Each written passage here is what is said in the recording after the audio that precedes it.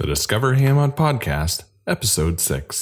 The weekly Discover HamOnt Podcast is dedicated to exploring the groups, businesses, and individuals that make up Hamilton, Ontario, Canada, and why they love the city. This week we interview Patti Encinas, chair of the Sherman Hub, a group of dedicated residents and business owners making change in the community and making the whole community a great place to live, work, and raise a family. Patti shares some of the history of how the Hub started, what they've been able to accomplish, and what they're working on currently in some great parts of the area. The interview was recorded live at the Innovation Factory Boardroom in the McMaster Innovation Park. For more episodes, show notes, and more, visit discoverhamont.ca. Welcome, everyone, to the Discover HamOnt podcast. I'm here with Patti Encinas. Encinas. All right. Of the Sherman Hub. Welcome to the show. Thank you. Excellent. So how about we start telling us a bit about yourself and kind of what you do? Okay. Well, I'm a single parent. I have 2 teenage boys. We live in the Sherman Hub. In the northern end of the Sherman Hub, we own a home just north of Barton Street. Okay. And I actually work in the neighborhood too. I work at St. Peter's Hospital in the kitchen. So I'm part of the Nutrition and Food Services Department. Nice. And we are part of a much larger organization known as Hamilton Health Sciences. I'm sure everyone knows. I went to Mac.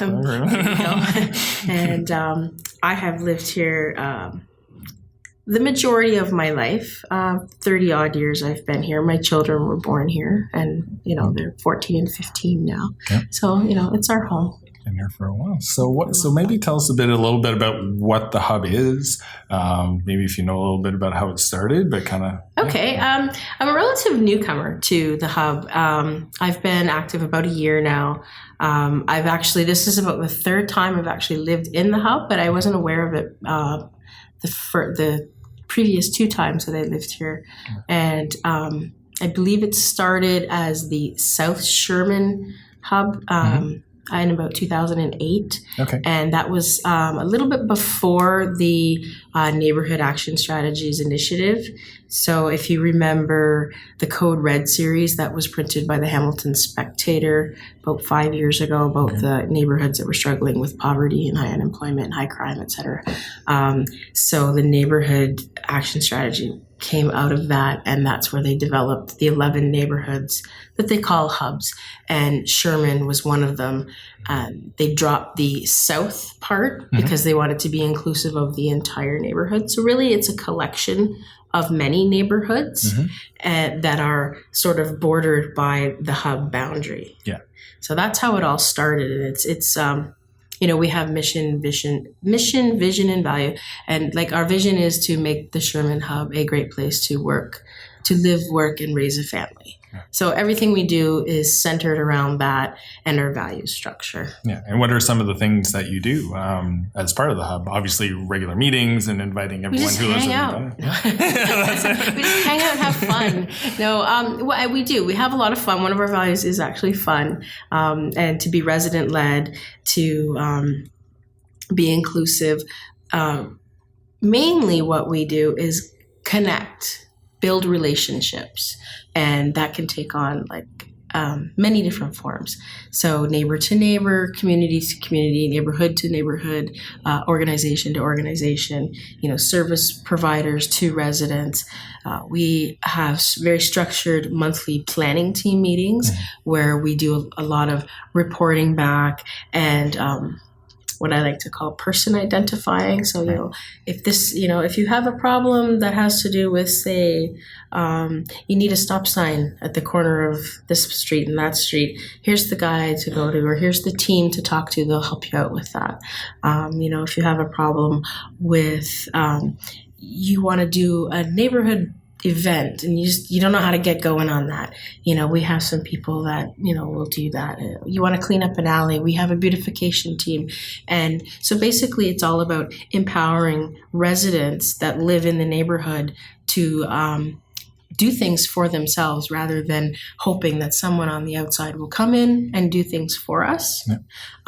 We learn how to access services and resources provided by the city, provided by other service providers, provided by the church community or other community groups, and use those resources to do things for ourselves, to make our neighborhoods really pleasurable to live in and economically sustainable. Nice. And what are some of the things that have come out of that, since it started in 2008? I don't know if anything jumps out as something that probably wouldn't have happened if the hub wasn't there.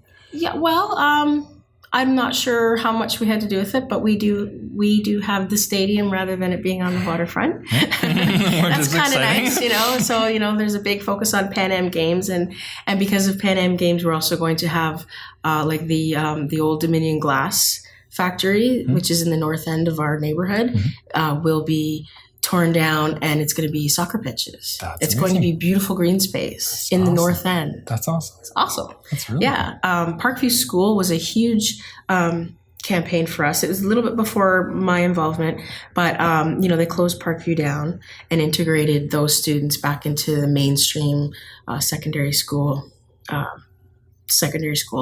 and but out of that, there was a lot of involvement from the Sherman Hub. They were heavily involved in fighting for those students, so that those students would have their voices heard, so that they could have their needs met. And so they've sort of integrated maybe a little easier or with more supports than they started out as having. Right. And then, of course, there's going to be a new high school put in there too as well. So the one was closed down and a new one's opening up. Yes, they've torn it right down, and there will be another school built apparently. Nice. I don't know where they're at with that. Yeah. The recent elections was huge. The Sherman Hub was heavily political.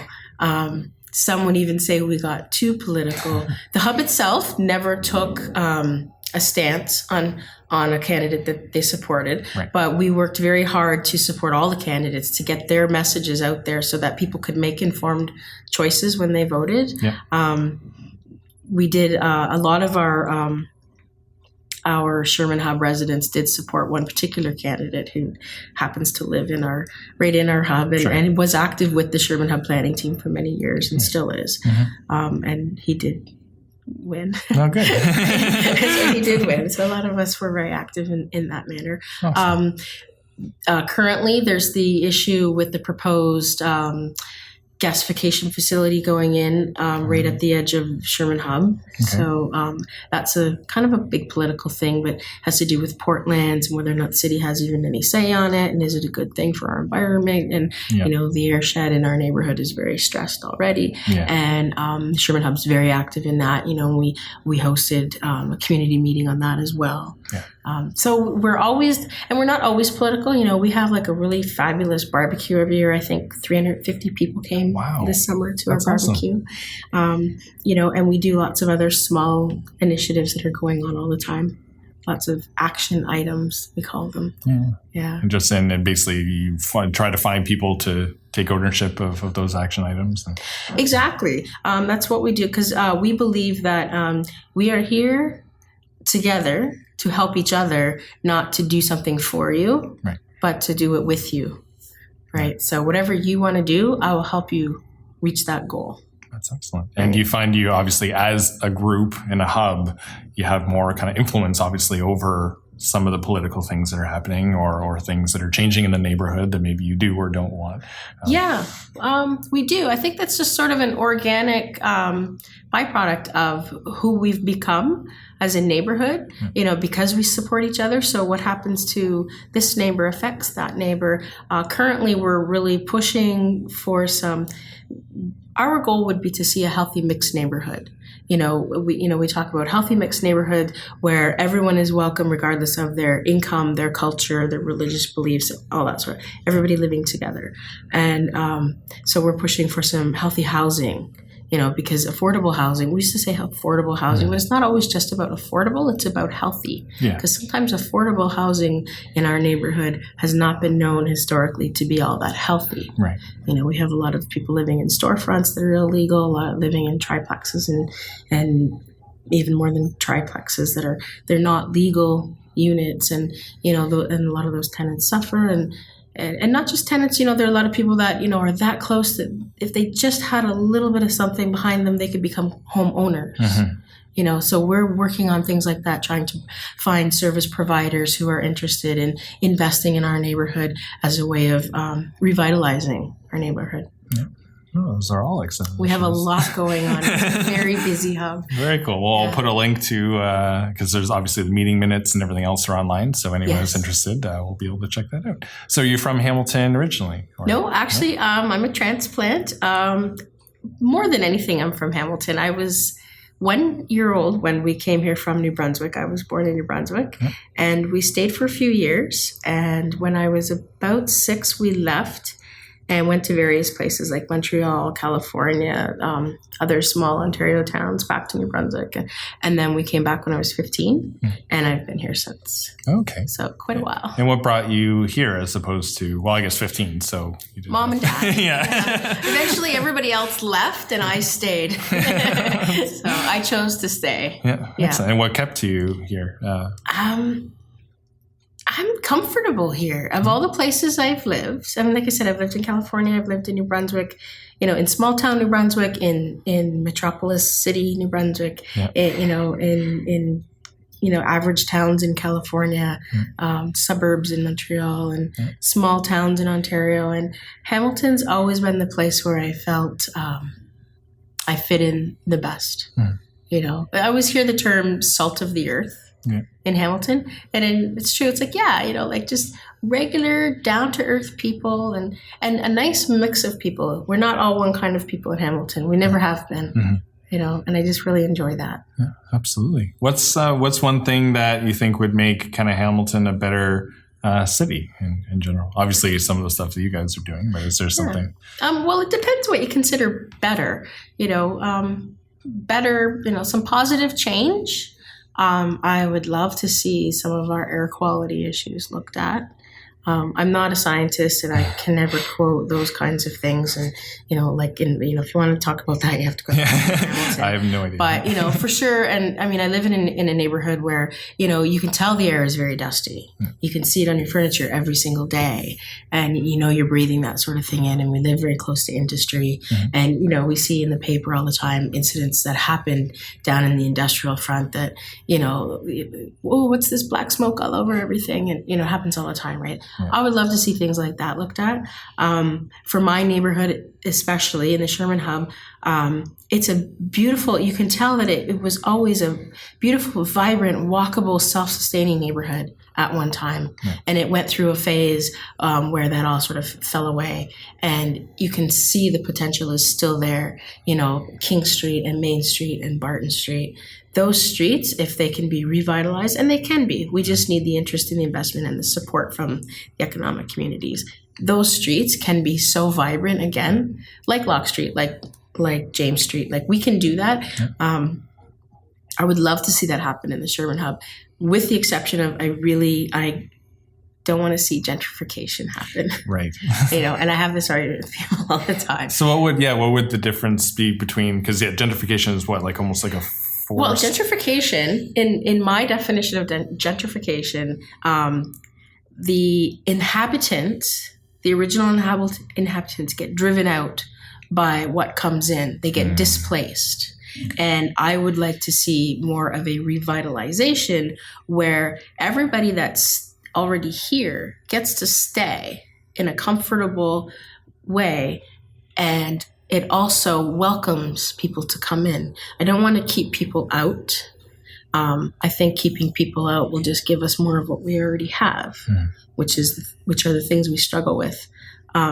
But to welcome people in brings about the positive change, new eyes, new ideas, new money, new culture, new lifestyle. But we have to respect those of us who are already there, because we have, the roots and the tradition and the history and the need. And it made the hub what it is, or the area what it is, right? Exactly. So, that makes a lot of sense. Yeah. Excellent. So at the end, we've got a little bit of a lightning round kind of thing, and which is if you have any thoughts or you want to take your time, no worries. Okay. But it's so the first one's basically favorite restaurant that you have. Well, there's many. Just in the spirit of my neighborhood, I'll keep it to restaurants in the Sherman Hub that are my favorite. Sure. Two that would pop into my head automatically would be the Good Life Deli on King Street.